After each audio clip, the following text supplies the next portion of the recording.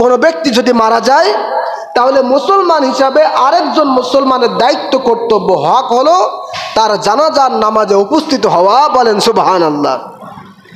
প্রিয় বাবাজিরা আমার, আমরা যদি কোনো মানুষের জানাজায় উপস্থিত হই, কোনো মানুষের জানাজার নামাজ যদি আদায় করি, তাহলে শুধুমাত্র ওই মৃত ব্যক্তি উপকৃত হবে বিষয়টা এমন নয়, বরং মৃত ব্যক্তি সে তো উপকৃত হবে, সাথে সাথে আল্লাহ রাব্বুল আলামিন আমাদের আমল নামায় অসংখ্য নেকি আর সওয়াব দান করবেন। সুবহানাল্লাহ।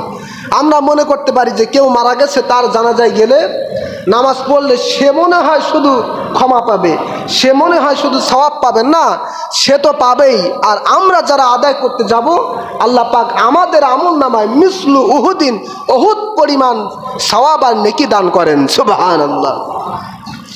এ বিষয়ে সহিহ বুখারীর মধ্যে হাদিস এসেছে, আল্লাহর হাবিব রাসূল করিম সাল্লাল্লাহু আলাইহি সাল্লাম বলেন, মানিত্তাবা জানাজাতা মুসলিমিন ঈমানাও ওয়া ইহতিসাবান। নবীজি সাল্লাল্লাহু আলাইহি সাল্লাম বলেন, যে ব্যক্তি ঈমানের সাথে এবং সওয়াবের আশায় কোনো ব্যক্তির জানাজার নামাজে উপস্থিত হয়, আল্লাহ রাব্বুল আলামিন তার আমল নামায় এক এক করে 2 কেরাত সওয়াব দান করে দেন। সুবহানাল্লাহ।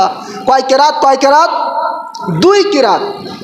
নবীজি বলেছেন, কোনো ব্যক্তি যদি জানাজার নামাজে উপস্থিত হয় এবং দাফন কার্য সমাপ্ত হওয়া পর্যন্ত থাকে, তাহলে ওই ব্যক্তি বাড়ি ফিরে আসা পর্যন্ত আমল নামায় আল্লাহ পাক তার আমল নামায় 2 কেরাত সওয়াব দান করে দেন। সুবহানাল্লাহ। আর নবীজি বলছেন, কোনো ব্যক্তি যদি শুধু জানাজার নামাজ আদায় করে, দাফন পর্যন্ত থাকি নাই, শুধু জানাজার নামাজ আদায় করে, কি এমন ব্যক্তি আমরা আছি না? জানাজার নামাজে শরীক হই, অথচ বিভিন্ন কাজ কামের কারণে দেখা যায় যে দাফন হওয়ার আগেই আমরা চলে আসি। নবীজি বলছেন, যারা জানাজার নামাজে উপস্থিত হয়েছে আর দাফন পর্যন্ত শেষ করে নাই, আল্লাহ পাক তাদের আমল নামায়ও 1 কিরাত সওয়াব দান করেন। সুবহানাল্লাহ। অর্থাৎ জানাজার নামাজে শরীক হলেই সওয়াব আসে না নেই? এবার শুনুন, 1 কিরাত সওয়াবের দাম কত, 1 কিরাতের মূল্য কত? আল্লাহর হাবিব জনাব রাসূলুল্লাহ সাল্লাল্লাহু আলাইহি সাল্লাম বলেছেন, কুল্লু কিরাতিন মিসলু উহুদিন। দুনিয়ার মানুষ শোনো, শুধুমাত্র কোন মানুষের জানাজার নামাজে উপস্থিত হলে আল্লাহ রাব্বুল আলামিন তার আমল নামায় মাত্র 1 কিরাত সওয়াব দান করবেন। এবার শুনে নাও, এই 1 কিরাত সওয়াবের সমপরিমাণ কত? নবীজি বলছেন, মিসলু উহুদিন। ওই যে মক্কা মদিনায় উহুদ পাহাড় রয়েছে, এই উহুদ পাহাড় পরিমাণ 1 কিরাত সওয়াব। সুবহানাল্লাহ।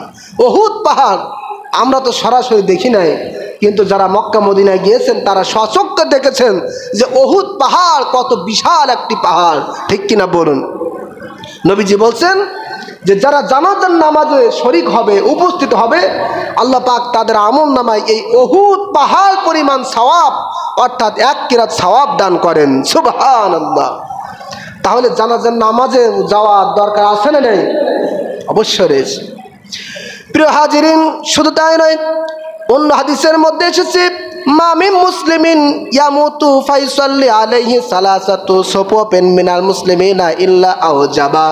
কোন ব্যক্তির জানাজার নামাজে যদি তিন কাতার মানুষ উপস্থিত হয়ে যায়, ওই ব্যক্তিকে আল্লাহ রাব্বুল আলামিন জান্নাতে যাওয়া সহজ করে দেন। সুবহানাল্লাহ।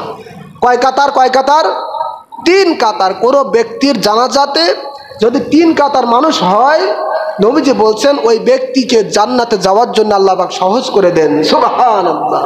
তাহলে আপনার ভাই, আপনার বোন, আপনার আত্মীয় স্বজন, আমার আত্মীয় স্বজন যখন মারা যাবে, তখন আমরা সবাই যদি জানাজার নামাজে যাই, তাহলে 3 কাতারের বেশিও মানুষ হয়, ঠিক কি না? তার মানে জানাজার নামাজে বেশি মানুষ উপস্থিত হওয়া মানেই ওই যে ব্যক্তি মারা গেছে তার জন্য জান্নাতে যাওয়াটা অনেক সহজ হয়ে যায়। সুবহানাল্লাহ।